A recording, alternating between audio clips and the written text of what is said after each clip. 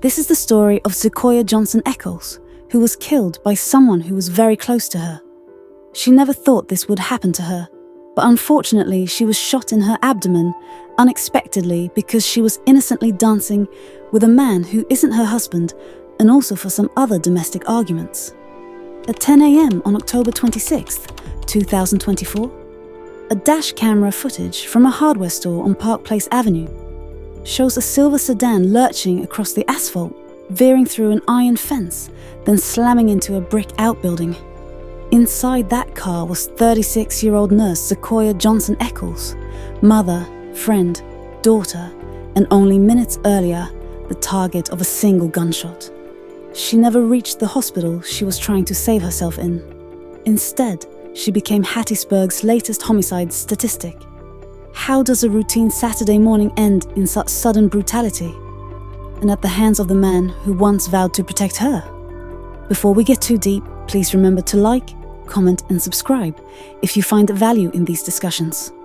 Foxworth, Mississippi, is the kind of rural town where everyone knows your grandmother's maiden name. That's where Zekoya grew up.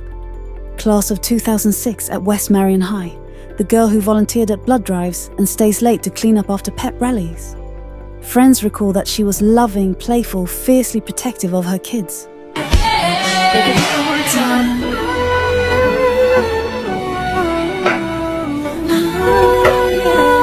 A fragment of a birthday post from her teenage daughter hinted at the bond they shared. A message from my daughter. In my eyes, there's no one that can equal your beauty. No word that can describe how much you mean to me. Nothing that can lessen my love for you, as you have it now and for eternity. By her early 30s, Zekoya was working double shifts as a licensed practical nurse. Bitch, I'm from Memphis, what you know about me? Big G-L-O-N-A-G-L-E. The job was demanding, but it funded school clothes, dance lessons, and weekend road trips for two children who idolized her. She married Kenrod after a brief romance, a man who was 14 years older, charming, and outwardly supportive. Online, they looked close. Beach photos, matching shirts, smiles on a cruise to Belize.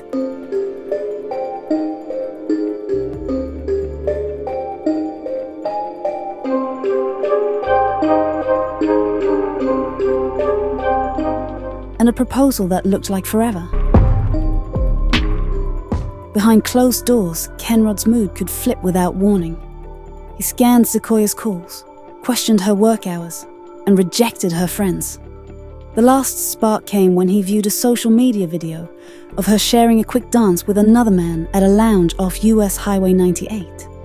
A 13-second Facebook Live video that showed her laughing and doing a playful two-step dance with an old classmate. But she did a quick little two-step.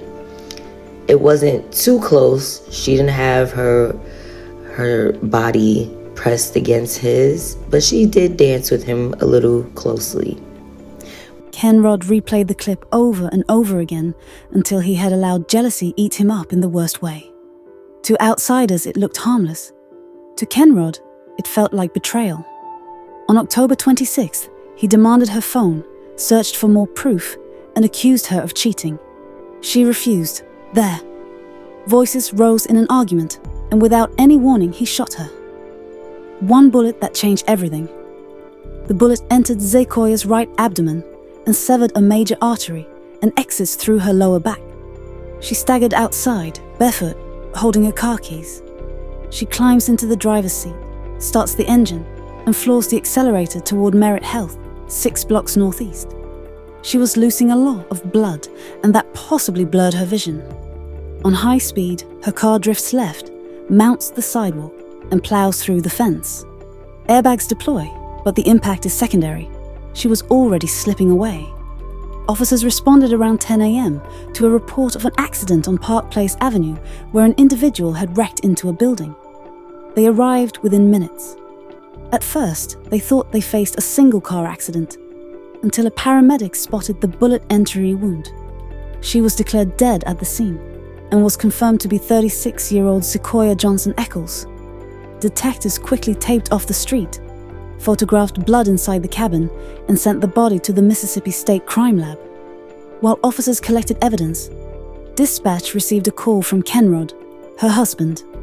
He admitted in a flat voice that he shot his wife and agreed to meet police in Columbia, one county over. Kenrod was taken into custody without struggle. His booking photos showed a heavy-set man in orange, eyes down, perhaps filled with regret for what he had done. Kenrod Echols was formally arrested and charged with his wife's murder. Court documents show he faced first-degree murder, evidence tampering, and malicious mischief. These additional counts reflect the investigators' conclusion that he staged the crash scene and altered evidence. Hattiesburg police confirmed that Kenrod was booked into the Forest County Jail on these charges.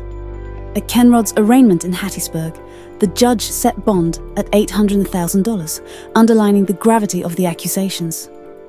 Prosecutors presented the core evidence: Kenrod's own admission that he shot Zikoya and the forensic proof from the crash site. Defense attorneys made limited comment, and Kenrod pleaded not guilty. In Mississippi, a first-degree murder conviction can carry a life sentence, so a guilty verdict would likely mean Kenrod will never be free again. Zikoya's family has said they hope the legal process will bring them justice and closure. The trial date remained pending.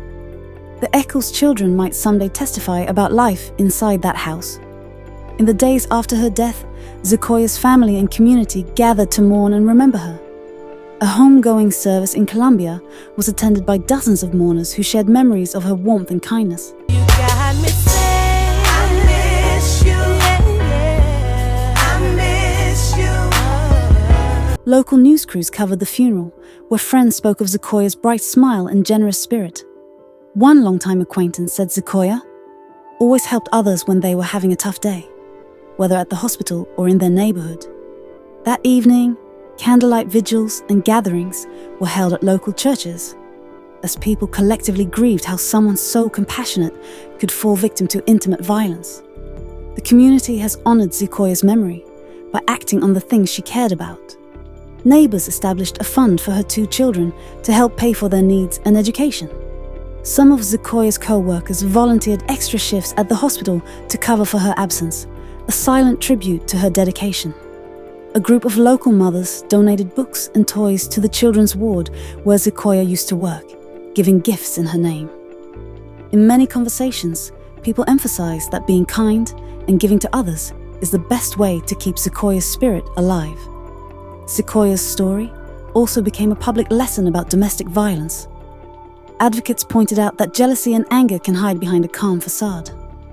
Local media and support groups highlighted the case to remind everyone that abuse can happen even in families that seem normal. Counselors and clergy urged anyone who feels unsafe to reach out for help immediately. In these discussions, people stressed that even small signs of control or possessiveness should never be ignored. Some noted that, as one report put it, Zikoya's death left 2 children without their mother. A blunt reminder of the human cost of such violence. Though her life was cut short, many say Zikoya's legacy is her compassion and the lesson of speaking up before it's too late. Her 2 young children are growing up hearing stories of their mother's love and kindness, so that a part of her lives on. Friends and family have vowed to watch over the children and to honor Zikoya by treating others with the same generosity she showed. In the town and hospital where she was known, people remember how Zikoya always brightened someone's day. In that way, her warmth and generosity continue to inspire acts of kindness in the community, even as her loved ones work through their grief. I hope this story helps you recognize warning signs and encourage you to seek help or offer support before it's too late. I'll see you in the next episode of Crime of Passion. Thank you for watching. First at 10, a Hattiesburg woman is dead and an investigation is underway after a car crashed into a building this morning. Welcome in, I'm Keandra Malloy. Now, details are limited, but here's what we know so far. The Hattiesburg Police Department says officers responded to a report of a vehicle crash into a building on Park Place Avenue around 10 a.m. When officers arrived, they found this scene on your screen right now. You can see a portion of that security fence was down. Now, HPD says officers found found a driver unresponsive inside her vehicle. She was pronounced dead on the scene. Now, the Lamar County coroner identified the deceased as 36-year-old Zekoya Johnson Echols. Her body is being sent to the Mississippi State Crime Lab in Biloxi for examination. No others were injured. HPD says this is an ongoing investigation. We know now she was found with an apparent gunshot wound after her vehicle crashed into a building yesterday. Now take a look at your screen. This is 50-year-old Kenrod Echols of Columbia. He has been charged with first-degree murder, tampering with evidence, and malicious mischief. That's in connection to the death of 36-year-old Zekoya Johnson Echols.